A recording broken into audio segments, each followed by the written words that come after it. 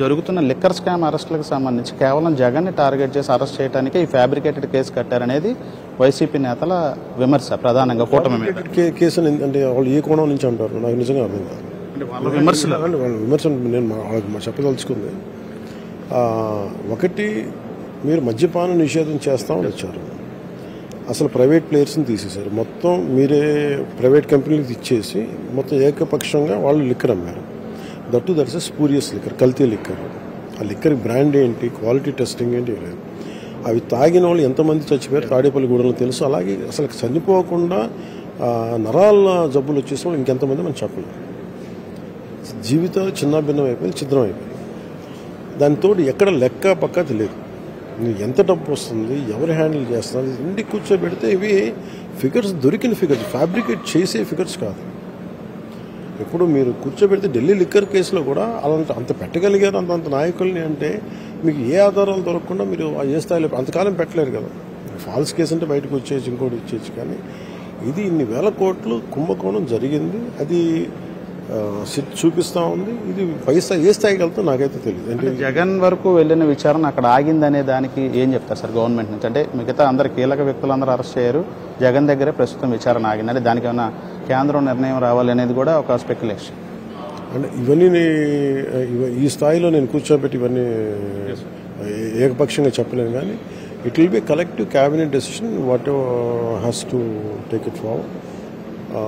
Collective cabinet decision ముఖ్యమంత్రి గారు ఆధ్వర్యంలో తీసుకొని దాన్ని కూలంకషంగా మాట్లాడుకొని అది బయటకు వస్తున్నప్పుడు ఇది ఏదో నేను కూర్చొని జస్ట్ బికాజ్ నేను ఒక పదవిని తీసుకున్నాను కానీ నేను చెప్పే మాటలు.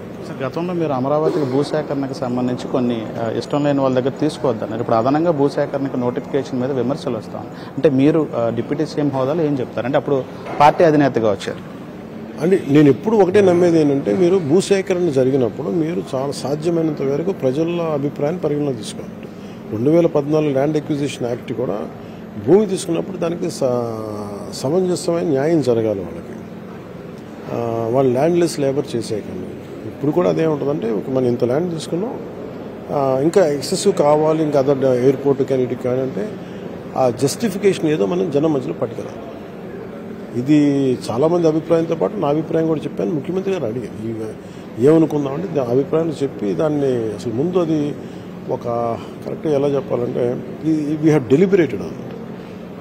కొంత డెలిబరేషన్స్ జరిగినాయి. అంటే మేము చెప్పి ఇంకా ఫర్దర్ డెలిబరేషన్స్ చేసి దాన్ని మీరు ప్రజలందరూ కూడా స్టేక్ హోల్డర్స్ని తీసుకొచ్చి వాళ్ళ విశ్వాసం వాళ్ళకి అర్థం అవ్వాలి కదా. నేను నా భూమిని మీకు ఇచ్చేస్తానంటే వాళ్ళకి ఏముంటుంది, మొత్తం నా మూలాలు మీకు మీ చేతుల్లో పెడతాను, నాకు భవిష్యత్తు అని భయం రాకూడదు కదా. అదే ఆయనకి కన్సర్న్ ఉంది. అందుకని ఆయన అమరావతి రైతాంగా నిలబడ్డారు, మేమందరం నిలబడ్డాం.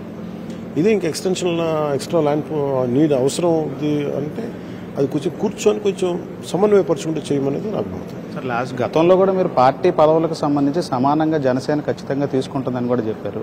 ఇప్పుడు రానున్న మున్సిపల్ ఎన్నికల సందర్భంగా కూడా అదే ఈక్వేషన్ ఖచ్చితంగా జనసేనకు కూడా వస్తుంది అనుకుంటున్నారు. అంటే ముందు నేను ఈ 2-3 నెలలు నేను ప్రత్యేకించి పార్టీ బలోపేతం మీద అంటే పార్టీ అసలు ముందు ఎవరికి చాలా ఇబ్బందులు అవన్నీ అడ్రస్ చేసిన తర్వాత అవి అయిన తర్వాత అప్పుడు భవిష్యత్తు ఎలా ఉంటుంది, ఏ స్థాయిలో ఉంటుంది అనేది ఆ ఒక్క స్థానిక పరిస్థితులు బట్టి తీసుకెళ్ళాలి. సార్ ఫైనల్గా ఇటీవల కాలంలో పార్టీ సస్పెన్షన్లు అంటే ఫాస్ట్గా యాక్షన్ తీసుకుంటున్న పరిస్థితి కూడా ఉంది. అంటే ఏంటి అంత ఫాస్ట్గా కనిపిస్తుంది? ఒకటి మీ అందరికీ ఫాస్ట్గా కనిపిస్తుంది. నేను చాలా మందిని ఒక 3-4 సంవత్సరాలు చూస్తున్నాను.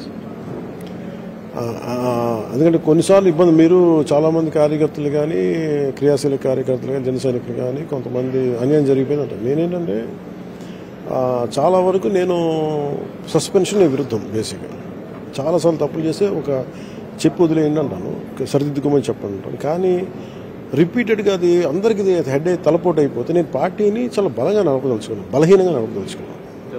అంటే ప్రతి ఒక్కళ్ళు వచ్చి ఆమ్ ట్విస్ట్ చేస్తే నేను పార్టీ నడపాల్సిన నాకు అవసరం లేదు, నాకు పాలిటిక్స్ అవసరం లేదు. నేనేంటంటే if I run A party it is with certain rules and regulations. మనం పెట్టుకున్న నియమాల ప్రకారం మనం నడిపించకపోతే నేను ఒక పార్టీ హెడ్గా నేను తప్పుతాను. రిపీటెడ్గా తప్పులు చేస్తున్నప్పుడు ఖచ్చితంగా అది పార్టీకి ఇబ్బందులు అయిపోయినప్పుడు వాళ్ళు రిపీటెడ్ పరిస్థితుల్లో వాళ్ళ పద్ధతులు మార్చుకున్నప్పుడు ఖచ్చితంగా suspension is the only option. ఇటీవల కాలంలో డిప్యూటీ సీఎం పదవికి సంబంధించి కూడా పెద్ద చర్చ జరిగింది. అంటే పవన్ కళ్యాణ్ ప్రభుత్వంలో కంఫర్టబుల్గానే ఉన్నారా?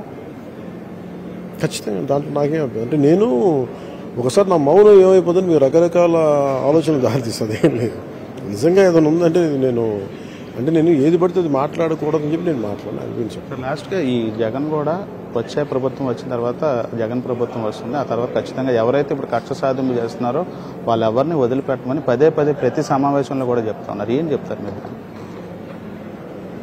ఏం చేస్తారు తిరిగి అంటే ఇక్కడ ఇవన్నీ తాటాకి చెప్పండి, కూర్చోబెట్టి నరికేస్తాం చంపేస్తాం అంటే వీళ్ళు ఏమనుకుంటారంటే మధ్య యుగాలు ఉన్నాం అనుకుంటున్నారు. వాళ్ళు కూర్చోమని ఇలాంటి చేయడానికి వాళ్ళు బరిలో దిగమని చెప్పండి. ఈరోజు మాట్లాడుతున్నారు కదా, మీరు బరిలో దిగి చూపించండి. అప్పుడు దాని తగ్గ పరిస్థితులు సిచ్యువేషన్స్ ఎలా టర్న్ అవుతాయి ఎలా తెలుసు. అందుకని నేను కూర్చోబెట్టి రెచ్చగొట్టడానికి నేనేం మాట్లాడలేదు. కానీ ఇది ఈజ్ ఇట్ రైట్? అదొక విధానమేనా వాళ్ళు మాట్లాడేది? తప్పులు ఉంటే కూర్చోబెట్టి ఇంకో విధానాలు ఉన్నాయి, కానీ మేము నరికేస్తాం చంపేస్తాం అంటే కొన్ని ఎవరు రెచ్చగొట్టేసి అర్థం చేసుకోవాలి. మాట్లాడితే వాళ్ళ కాళ్ళే బాధపడిపోయి వాళ్ళ కాళ్ళే రెచ్చిపోతే నేనే leave it to people are the best judges.